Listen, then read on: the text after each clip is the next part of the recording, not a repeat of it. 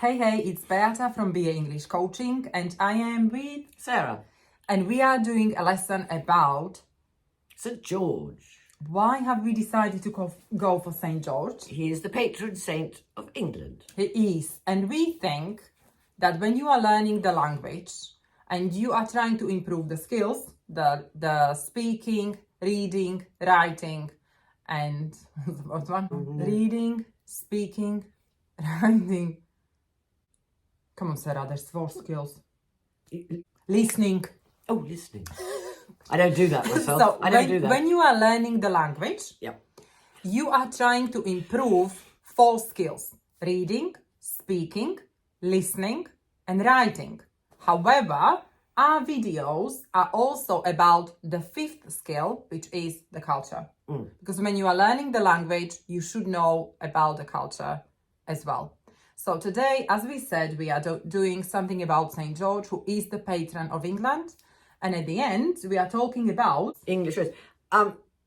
You will find that when people start processing in the streets with a white flag with a red cross on it, that is the English flag.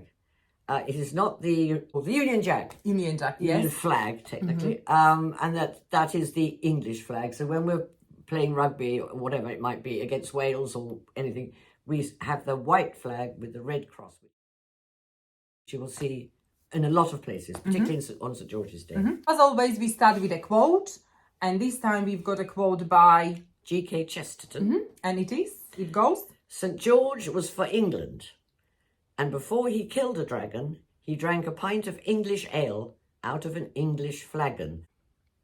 What do you think about this quote? You say that this quote is really interesting. Because I mean, we need to say something about Saint George. There are many myths and traditions and legends.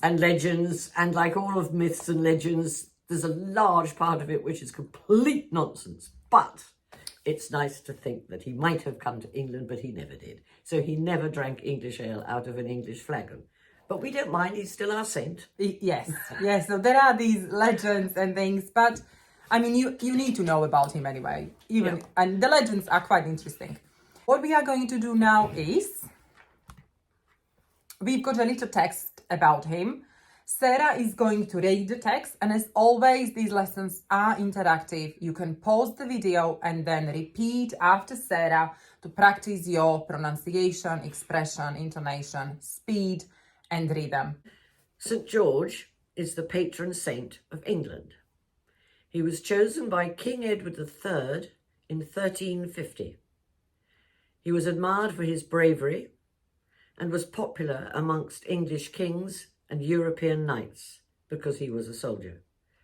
His feast day falls on the 23rd of April, as it is traditionally accepted to be the date of his death and is viewed as the country's national day.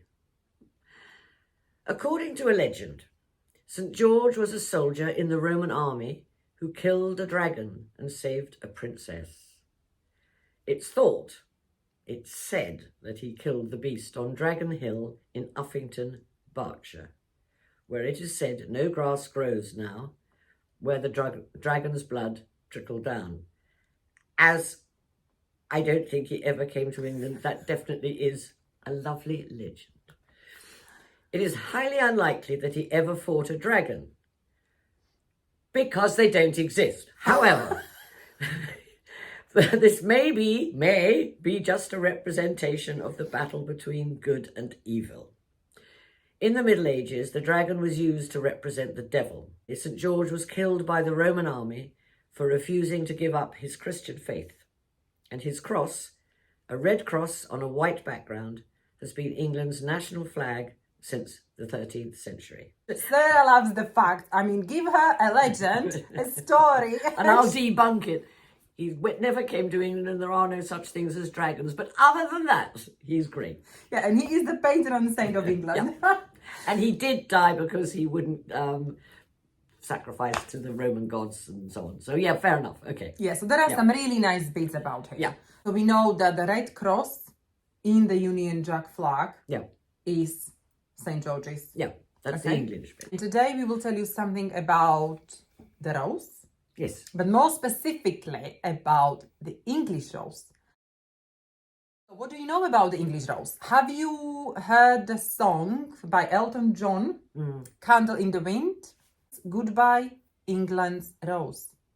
Why did Elton John think of Lady Diana as a typical English rose? Do you know? Can you pause the video and think about it?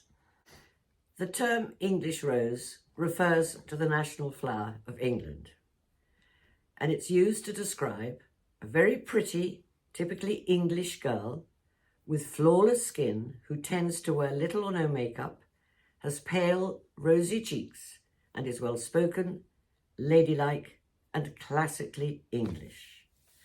And Princess Diana is now seen as typical of an English rose. I think it became popular at a time when to have pale skin meant that you were not a farmer's daughter or someone working in the sunshine.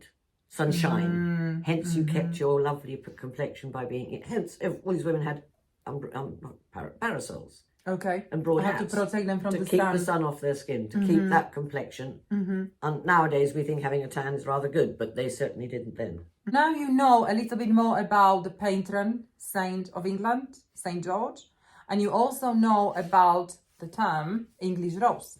So when you listen to the song by Elton John, you can learn English, and also when you hear Goodbye England's Rose, you know that it refers to these kind of women. Yeah. Hope you have found this lesson enjoyable. It was sweet and short, and if you have, please like it, share it, and subscribe to our channel. And perhaps if you looked into who your patron saint is of your country, and you could tell us about your patron saint. Saint George is not only patron saint of England. Saint George is also patron saint of Venice, Genoa, Portugal, Catalonia, and is very much honoured in Russia and Ethiopia.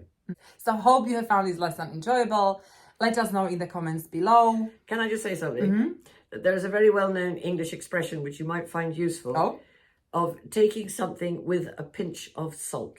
You know that expression? Yes. Right. And this is what I think you can do with myths and legends and this sort of thing. You take it with a pinch of salt. So we need to explain that when you take something with a pinch of salt, you don't take it seriously. You take it with with limitations. Yes, because there are some bits which may not be true. Don't be the same. Be awesome. Bye. Bye-bye.